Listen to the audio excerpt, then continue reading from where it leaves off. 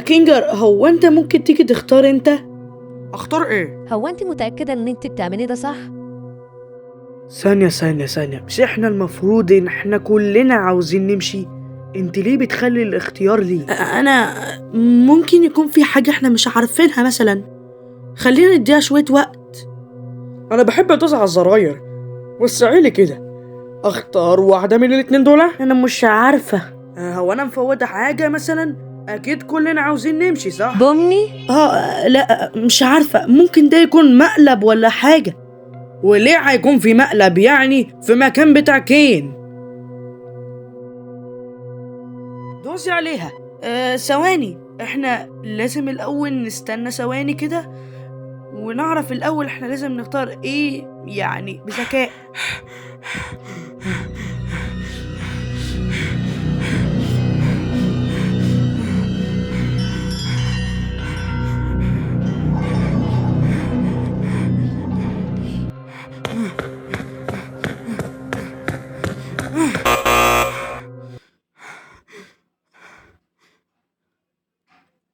انت عملت ايه يا فالح؟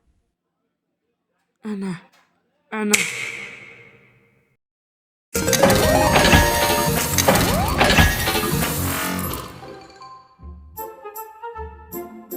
مبروك يا زعبولات وقلات الصغيرة، انتوا اخترتوا النهاية السعيدة.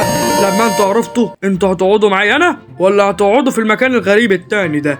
المهم ان انتوا عرفتوا تفرقوا بين العالم الرقمي والعالم التاني.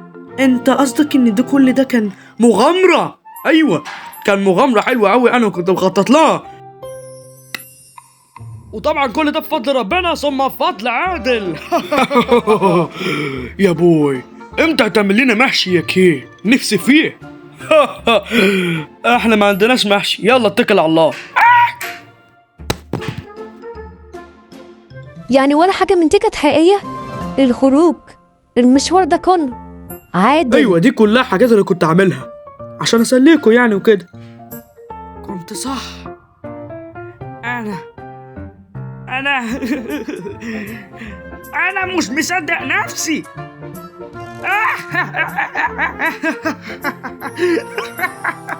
طب كان هيحصل ايه لو دوسنا على الزرار الازرق؟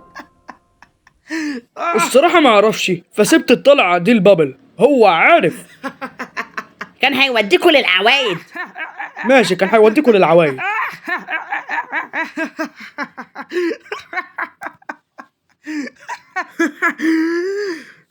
ياه، انت يا كذاب يا حقير، انت لعبت بمخنا.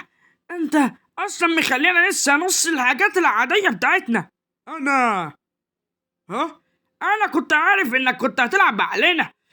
والله اعلم هتعمل ايه تاني، ممكن تقتلنا ولا حاجة؟ ننسى اسامينا؟ حلكو، انا مش بلعب بمخ حد.